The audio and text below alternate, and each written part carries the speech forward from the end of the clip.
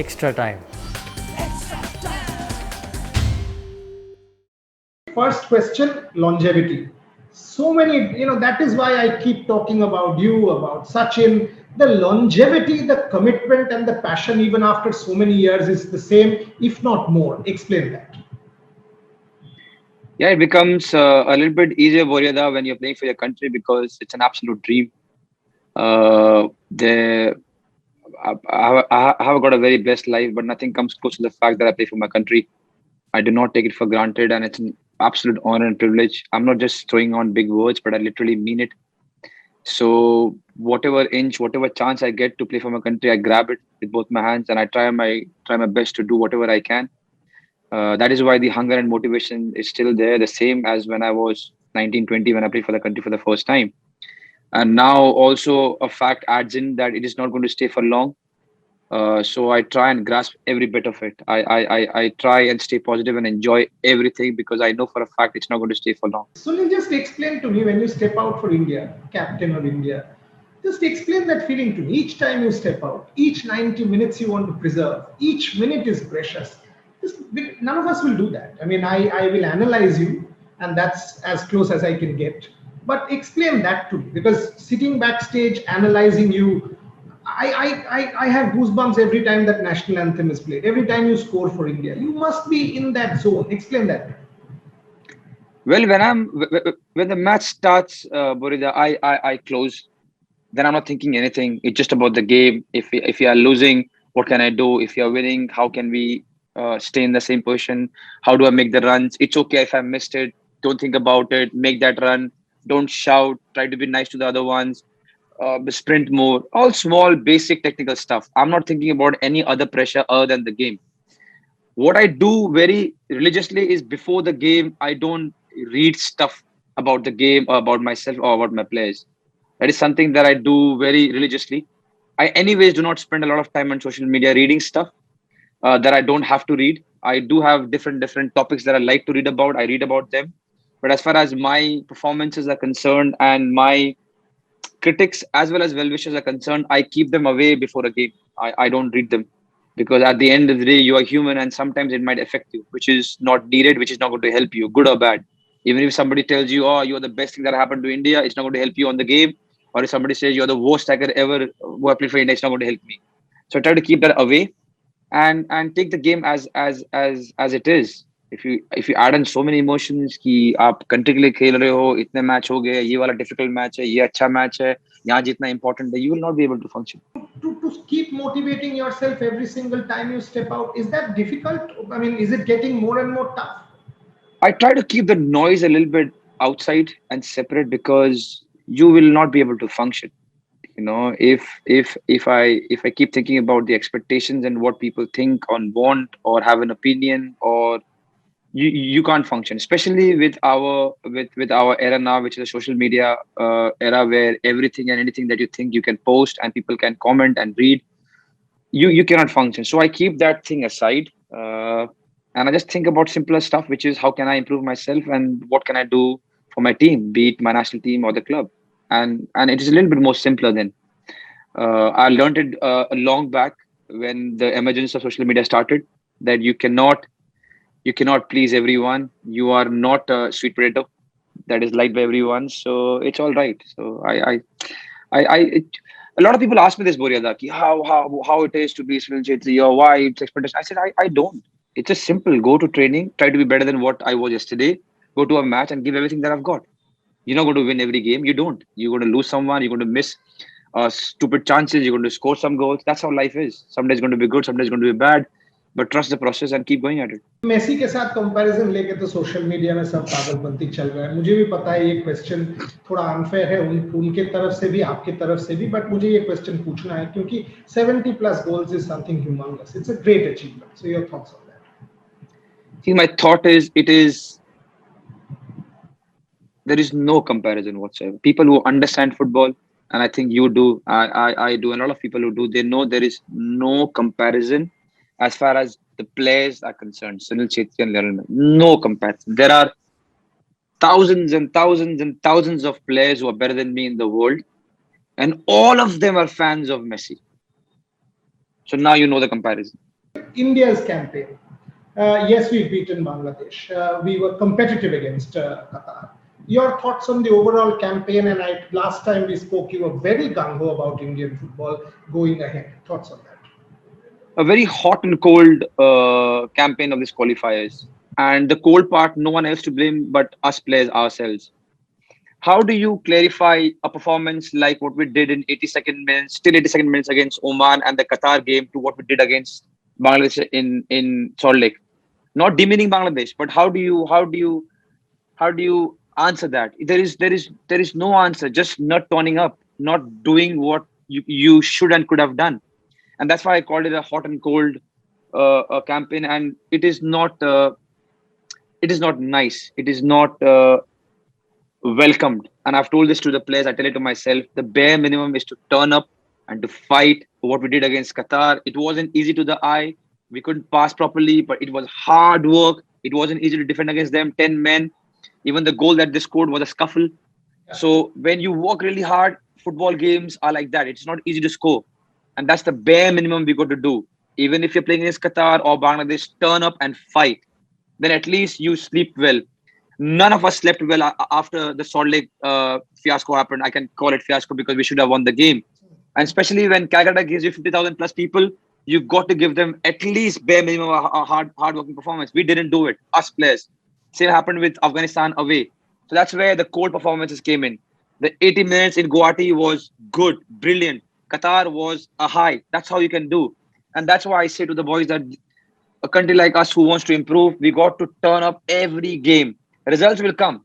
Some days you're going to lose even after playing well, but you got to play well and turn up every game. Are you seeing the next gen, the Manveers of the world? Are you seeing them improve? Are you seeing the same hunger and passion? What about the next gen? Yes, I see the hunger and it makes me really happy. I see the hunger in the boys. I see them eating well. I see them taking care of themselves. I see that they're optimistic. They are a little bit, it'll come with experience. They're not very stable and comfortable right now, but it'll come with experience. But rest all the other attributes I see on them, and I'm really hopeful. This is a really good batch. The next gen leaders like Gurpreet, Sandesh, and Raulin are very good examples. They're all very demanding, and good times are going to follow. I really believe that. The only one thing we got to do is give more games to the national team. It is Yeah. paramount. It is very important to try and give as many games as possible to the national team. Sunil Chhetri, the leader, the statesman, your thoughts on COVID and vaccination? Because you speaking out in favor of vaccination will get people there into to get that jab into the body, and we collectively overcoming this sense of despondency, gloom, and negativity. Thoughts? See, the first part of the answer is I got COVID, my wife got COVID, my whole family got COVID. Some of them struggled really bad. Thankfully, we didn't have to suffer the huge loss, but we all struggled. So, whoever you are, if you haven't got vaccinated, please get it. Please get it. Whoever you are, please wear a mask when you're going out. It is not a joke. My CT level of COVID was 13. I was shivering 5 nights at night, and I thought I'm the fittest in the country. It doesn't see who you are, it doesn't see anything. If it gets you, it'll get you. We have lost lives, many of them. Do not take it as a joke, please. No matter who you are, please abide by all the rules. All the doctors, all the government agencies, they're giving you small, simple rules. Follow them. Please follow them. It is very important. And the second part, what the silver lining was for me, Borida, is I started a campaign where I said I'm going to give my Twitter account to all the people who are working on the field. There are so many heroes among us who left everything, went on the field, and helped so many people. It was outstanding. You're sitting in a room, you're thinking you have done few donations here and there, you have done this, and you feel good. But then suddenly you see all these heroes who are doing extraordinary work. That tells you get inspired.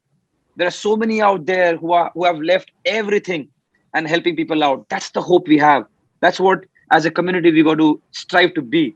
And it's simple. It's simple. Help as much as you can, and we're going to be a better community. And I know it took a very bad thing, a very horrible thing like COVID to tell us this, but going forward, we got to understand this. We're all together in this, no matter who you are. Help a little if you can. and that's all it is about. That's all it's about. All the best for the 15th, Sunil. All the best for the 15th. And what you've just heard, that's why he's a real life hero. I don't say that for many. He will be one. He's already one for me. He will be one because ultimately what he will be known by is how good a human being he is.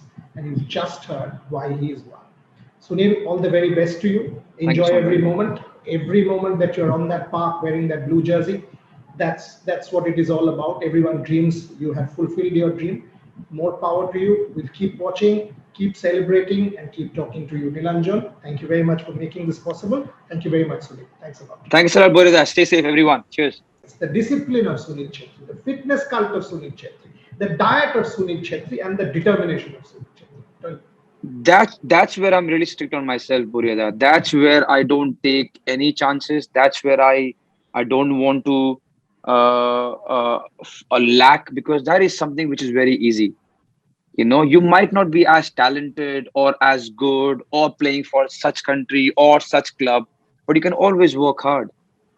That's the bare minimum, especially the place that I am in. I live a blessed life in such a big country.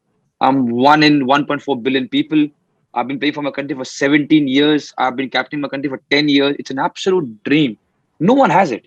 No one in the country ever has played more games than me.